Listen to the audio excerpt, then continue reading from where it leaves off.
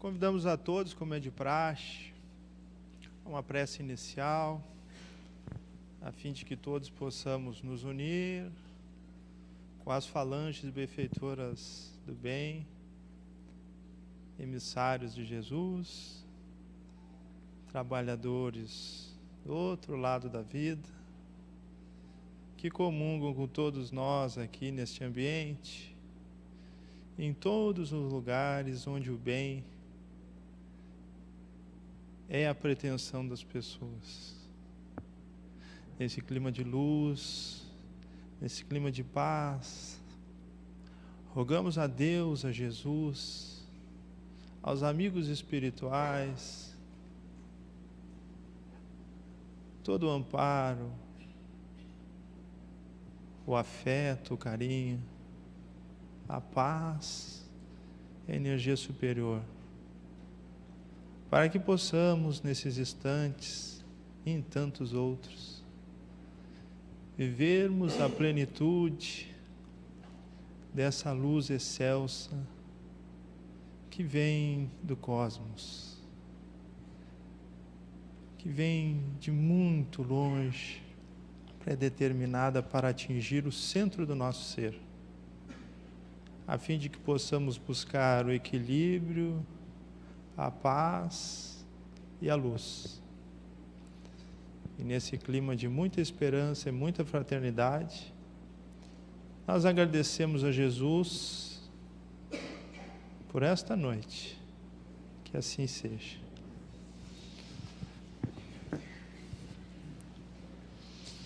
Queridos irmãos, eu me chamo Marcelo Zago, sou trabalhador dessa sociedade, e nessa oportunidade nós iremos abordar um dos temas da obra conhecida como Ação e Reação, de André Luiz. Este livro foi psicografado por Chico Xavier,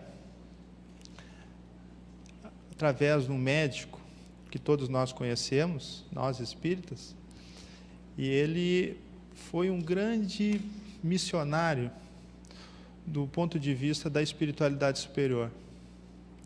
É sempre importante fazer um breve resumo, principalmente em atenção às pessoas que estão chegando pela primeira vez ou estão tendo o primeiro contato com o Espiritismo.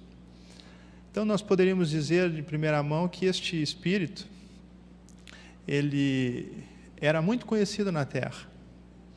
Muitos de nós achamos que ele foi o Carlos Chagas. Aqui na Terra, ele era um cientista, um médico brasileiro, um pesquisador. Ele era um profissional de ponta.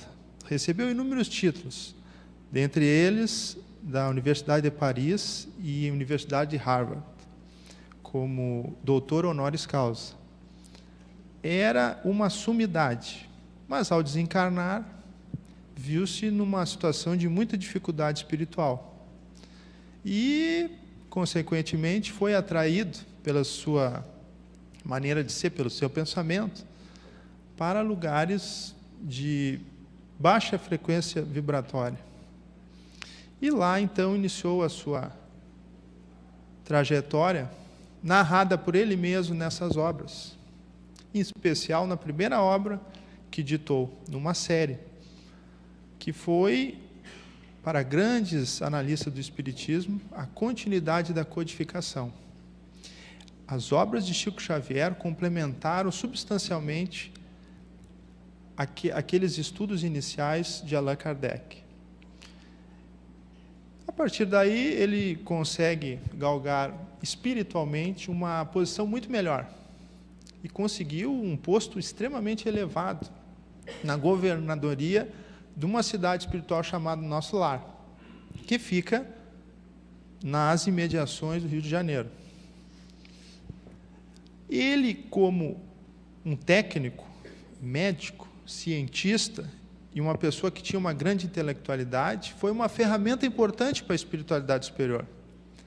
E as suas obras servem também para os pesquisadores da Terra. Ele, com toda a sua genialidade, aí munido com a sua intelectualidade e com o lado moral que adquiriu, percorreu os caminhos dos trabalhos espirituais e das regiões do além e começou a narrar inúmeras situações. E ele desenvolveu inúmeros raciocínios interessantes, como a forma como os médiuns têm que se portar, o estudo da glândula pineal, a maneira com que as pessoas têm que encarar a vida do ponto de vista físico, a fim de que possam ter um melhor resultado em sua saúde. E nesta obra, Ação e Reação, no capítulo 5 que nós iremos tratar, ele aborda especificamente o assunto da consciência do outro lado da vida. Ou seja, é como se nós entrássemos nos hospitais da Terra e conseguíssemos mapear o âmago do problema de cada um. As aflições, os medos, as dores, as mazelas, as necessidades de cirurgias, enfim, tudo isso, este médico do além conseguiu traduzir. E nessa obra Ação e Reação, que é sinônimo de um grande estudo feito por Allan Kardec, no início dos questionamentos de Allan Kardec, ele, de antemão, pergunta aos espíritos a respeito da divindade. E, em seguida, ele começa a questionar questões relacionadas àquelas perguntas iniciais. Então, na questão número 4, ele questiona a respeito sobre a prova da existência de Deus aos espíritos. E os espíritos respondem a Allan Kardec, em outras palavras: existe na ciência de vocês aí na Terra uma máxima que não existe efeito sem causa. Imediatamente Allan Kardec se lembra das considerações de Isaac Newton na sua física linear. Então, esse tema ação e reação tem a ver com causa e efeito, explicitada nos estudos de Allan Kardec. Então, as considerações das obras a partir daí sempre tiveram esse condão de traduzir que nós não somos vítimas de um sistema, nós somos frutos de nossas próprias ações. Então, tudo que hoje nós estamos passando é fruto do nosso passado. E se nós queremos modificar o nosso futuro, não será a sorte que irá fazer, mas as nossas vontades. Isso é muito importante porque a gente consegue ter racionalmente uma resposta para grandes questões internas. Não apenas do ponto de vista científico, material, mas do ponto de vista religioso. Ainda na Terra, nós temos uma grande discussão, né, e uma não aceitação por parte da ciência da comprovação da existência de Deus, ou mesmo das regras que a religiosidade esclarece. Mas, de uma forma geral, também não há prova de que Deus não existe. E a grande massa é levada a uma observação, a de que quem fez tudo isso? Isso tudo seria obra do acaso? A nossa própria inteligência duvida disso. Embora não podemos comprovar efetivamente, o nosso coração fala mais alto. Então, a religião, ela serve, de certa maneira, para abrir caminho nessa grande mata chamada espiritualidade, o infinito. E nessa questão, então, número 4, a partir daí, a gente começa a entender um pouco a situação espiritual narrada nesse capítulo por André Luiz e seu companheiro. Eles tentavam, a todo momento, auxiliar aquelas pessoas que estavam em dificuldade num hospital lá nas regiões inferiores. Mas eles não conseguiam, porque as formas pensamento, aquilo que se materializava no mundo espiritual, em volta daqueles espíritos, inviabilizavam o atendimento. Porque aqui na Terra, essa nossa roupagem nos auxilia muito. Consegue maquiar um pouco quem realmente nós somos. E muitas vezes a gente não consegue encontrar o fio da meada dos nossos problemas. Por isso que nós temos que investigar muito bem os nossos pensamentos, as nossas emoções, e nos fixar naquelas questões que realmente podem nos levar a determinados desequilíbrios. Existem questões tão íntimas, que as pessoas não sabem e nem nós nos damos conta. Determinadas fobias, determinados traumas, determinadas inquietações, pensamentos inconscientes, muitas vezes, né, são projeções que acabam se irradiando à nossa volta. Então nós ficamos limitados, não conseguimos avançar em virtude dessas energias que nós mesmos emanamos. Então, a grande ferramenta que nós temos é o autodescobrimento. Quer dizer, a gente ter a humildade, a simplicidade de saber que nós podemos estar errados. Nós temos muito para modificar. E que, se o Espiritismo está nos dizendo, as grandes forças do universo nos dizem que nós realmente temos muito, mas muito para aprender, é uma oportunidade para nós nos darmos chance de reverter esse quadro. A gente sabe que nem todo mundo sofre terrivelmente. Muitas pessoas têm uma vida, muitas vezes, sem doença, sem nada, mas quando chegam na espiritualidade, aí sim, aí elas conseguem ver, porque cai uma cortina, e a pessoa não tem mais a matéria, e ela é o que é a vida que levou, é a oportunidade que teve, e é fruto de todas as suas existências.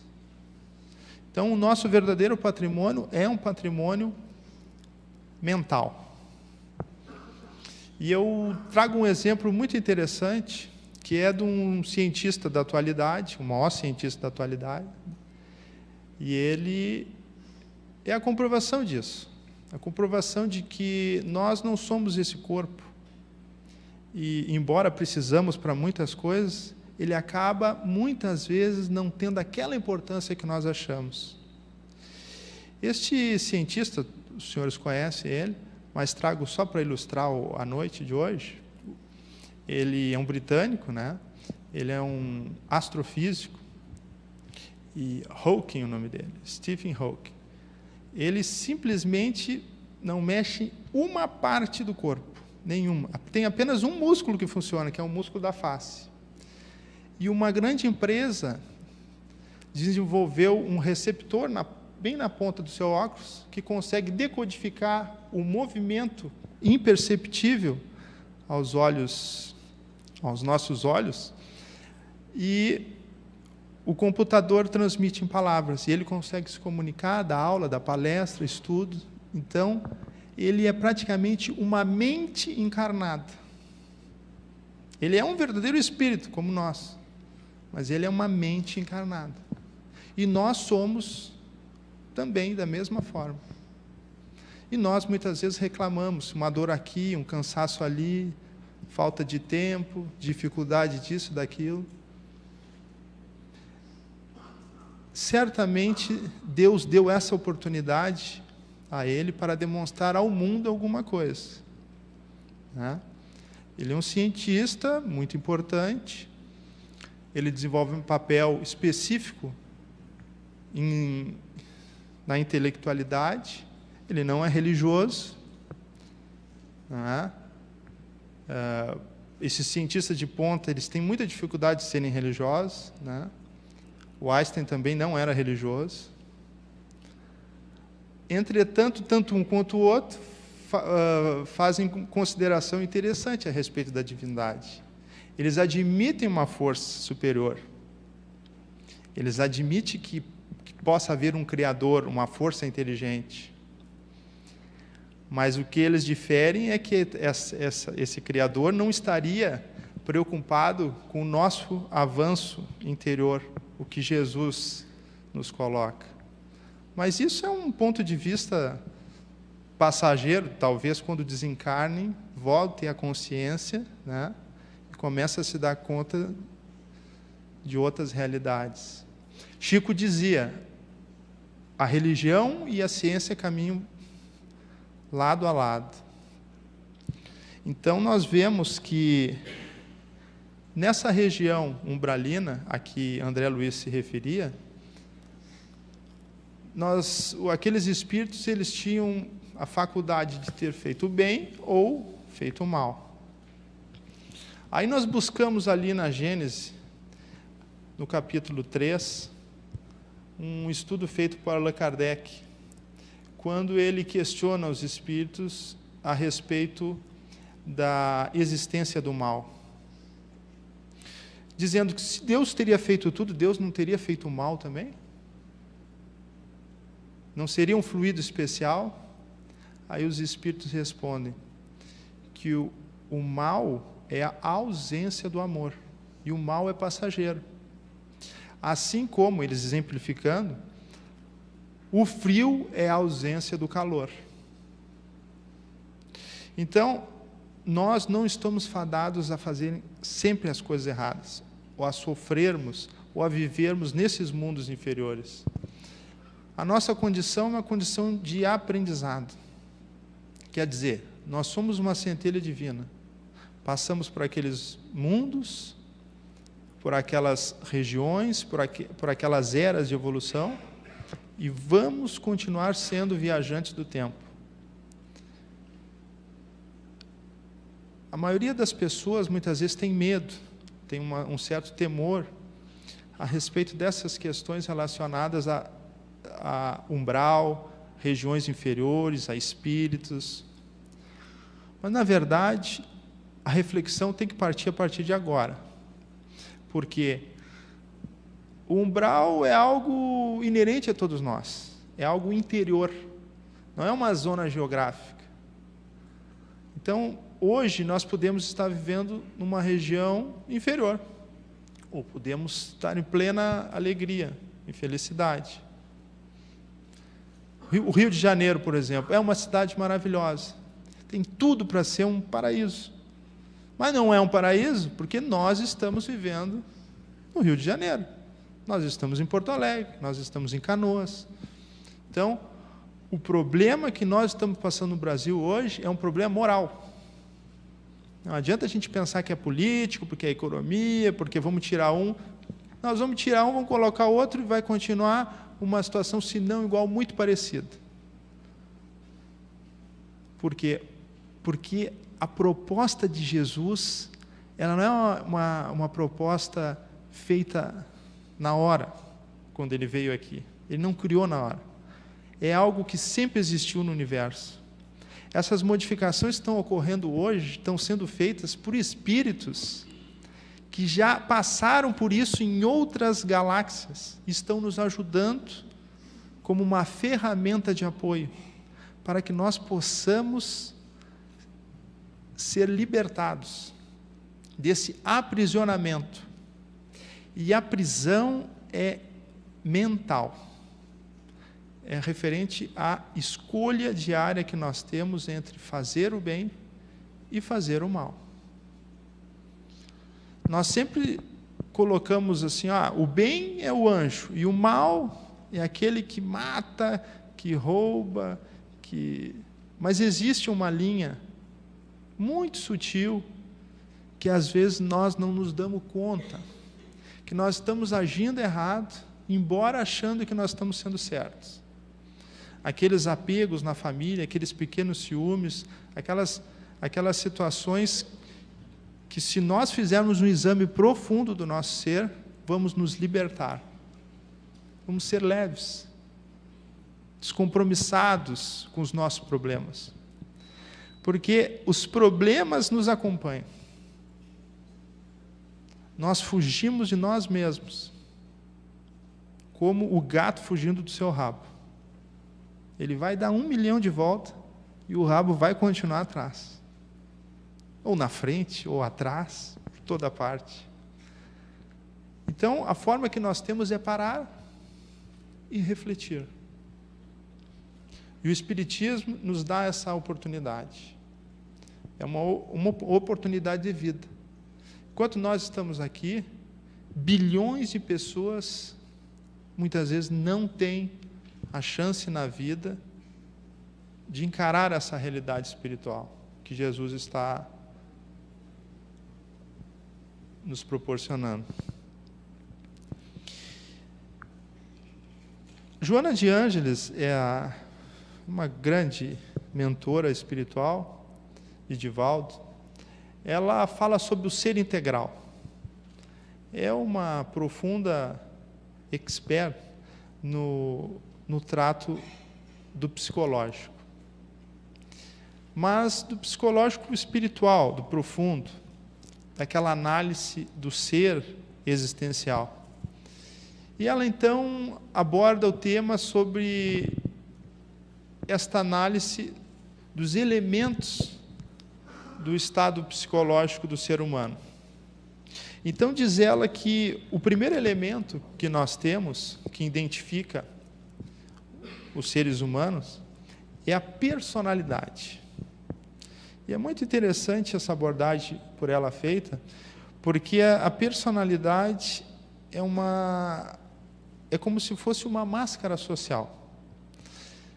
Todos nós temos uma maneira de ser em determinadas circunstâncias. Se nós vamos na igreja, nós nos portamos de uma forma. Se nós vamos numa festa, de outra forma. Se nós estamos na praia, somos outra pessoa. Quando nós estamos no campo de futebol, né, ainda uma pessoa ainda diferente. Quando nós estamos apaixonados, cada situação nós vestimos uma roupa. É a personalidade. Vem de persona, a máscara utilizada pelos antigos, pelos gregos nas festas. Então a gente vai trocando conforme o cardápio. Isso é muito interessante, porque quanto mais verdadeiros nós somos, mais transparentes, somos sempre a mesma pessoa. Nós não precisamos fingir nada, mesmo que inconscientemente, para ninguém. O segundo elemento é o conhecimento. Nós somos fruto da quantidade de conhecimentos que adquirimos ao longo das nossas jornadas. O terceiro é a identidade. Quer dizer, tem pessoas que gostam de funk, outros gostam de música clássica. Tem pessoas que querem constituir uma família. Tem outras que nem pensam em família. Família é prejuízo financeiro, né? O quarto elemento é a consciência. O poder que nós temos de discernir as coisas, de nos darmos conta. E, por fim, aquilo que irá nos levar a um salto maior, que é o estágio proporcionado pelo Espiritismo, a individualidade. Quando nós distinguimos a diferença entre ter e ser, o nosso real valor, a nossa conexão com o mundo astral. Então, nós vemos que chega um determinado momento que as nossas opções, as nossas realidades, elas acabam sendo diferentes. Quer dizer, a gente a todo momento faz opções, mas quando a gente é um ser mais consciente, a gente não vai na onda da turma. A gente encontra-se nesse quinto elemento. Esse quinto elemento se agrega, a individualidade. É eu que irei decidir o que é melhor para mim. A turma inteira quer ir, quer correr, quer fazer... Não, mas só um pouquinho, eles estão errados. Eu sinto no meu coração que esse não é o caminho. O que eu devo fazer, com mais prudência, é essa outra coisa. O meio não nos leva mais. E isto é um patrimônio espiritual. Eu trago um exemplo muito importante para a gente encerrar o encontro de hoje, uma história que recentemente foi contada por um espírita muito querido, conhecido como Geraldinho, Geraldo Lemos. Ele conviveu muito tempo com o Chico Xavier quando ele era pequeno, sua família era muito próxima, e hoje ele é um espírita extraordinário. Recentemente, agora em abril, ele fez uma palestra nos Estados Unidos e trouxe à baila uma história muito bonita, contada por um ser que já atingiu esse degrau tão evoluído da individualidade com a espiritualidade, que era o Chico Xavier. O Chico Xavier tinha um colega, um parceiro, um grande parceiro de psicografia, que nestas obras de André Luiz escrevia a 4 mãos, juntamente com o Chico, que era o Valdo Vieira. Então, o Valdo Vieira e o Chico, eles eram parceiros no espiritismo e na psicografia. Eles fizeram 3 viagens aos Estados Unidos a fim de difundir a doutrina espírita. E lá fizeram inúmeros encontros e, inclusive, juntos psicografaram inúmeras mensagens, que acabou se condensando numa obra que foi lançada pela Biblioteca de Nova York. O Mundo dos Espíritos. A tradução desse livro, que já está esgotado. Inclusive, os brasileiros querem trazer esse direito autoral para cá para nós podermos republicar a obra. Então, chega um determinado momento, nessa terceira viagem, que Chico pergunta, Chico, muito triste, vai falar com a mãe do Valdo, diz: a senhora sabe que nós iremos fazer a nossa terceira viagem, mas infelizmente nós iremos e o Valdo não volta espírita. Narra o Geraldinho. E ela então fica muito triste, diz: mas não é possível, infelizmente parece que é isso que vai acontecer. Então eles estão no avião e lá no meio do oceano diz que o Chico olha para o Valdo e diz: Valdo, o Emmanuel está aqui do meu lado, está dizendo que tu vai abandonar o espiritismo. Ah, tá louco, Chico, para com isso. E aí eles continuam a viagem. Lá pelas tantas, o Chico dá uma cutucada de novo no Valdo, chamando ele à consciência, né? Como forma de adverti-lo a respeito desse acontecimento. Aí ele diz para o Valdo: Valdo, o Emmanuel está dizendo que não vai aguentar, tu vai largar o espiritismo. Não, não tem como, não pode, tal. Bom, Valdo, eu vou te dizer uma coisa. Pelo que o Emmanuel está dizendo, vai aparecer uma pessoa aí, uma mulher, uma russa, linda, linda de morrer. Nós nunca veremos pessoa igual, de tão bonita, mas será uma emissária das trevas. E ela vai te fazer um convite. E tu vai abandonar o espiritismo. Ele diz: não, tem como e tal. Diz que na inauguração do livro, eles estavam lá na inauguração, e quando entrou essa moça, né, o Chico disse: olha, essa aí. Lá pelas tantas estavam eles conversando, e ela faz uma proposta para ele estudar no Japão, fazer especialização em cirurgia plástica. O Valdo era muito inteligente, era médico e odontólogo. Então ele vai para o Japão. E o Chico ficou numa situação extremamente difícil, porque ele não tinha dinheiro. A sorte que tinha sido pago 1 mês de hotel, com direito a uma refeição. Então ele ficou apavorado, ele andava pelas ruas de Nova York, diz que foi uma das situações mais tristes na vida dele. E lá pelas tantas, chega no 30º dia, o gerente diz para ele: olha, o seu Francisco, o negócio é o seguinte, hoje é seu último dia, o senhor nos adianta algum valor ou o senhor vai ter que sair do hotel. Ele saiu cabisbaixo, saiu andando pela 5ª Avenida Center, muito triste, muito abalado, e aí fez uma prece e disse: Deus, se o senhor quiser que eu seja mendigo em Nova York, que seja feita a vossa vontade. Mas eu já quero deixar de antemão esclarecido que eu não estou a fim de ser mendigo aqui. Aí ele continua caminhando, dobra uma esquina, quando uma limusine, daquelas que não para nunca de passar, né, encosta do lado dele. E nisso aí, uma senhora diz, stop! E ele fica parado, muito humilde, né? E, afinal de contas, se ele estava com fome, ele comia uma vez por dia. E os espíritos mineiros, que já tinham desencarnado, à noite iam lá para cantar para ele, para passar o dia melhor, para ele não sofrer tanto.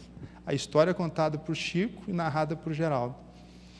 E aí essa mulher, muito rica, cheia de joias, colares, casaco de pele, diz assim para ele, o senhor sabe que eu sou irlandesa, né? Diz, não, senhora.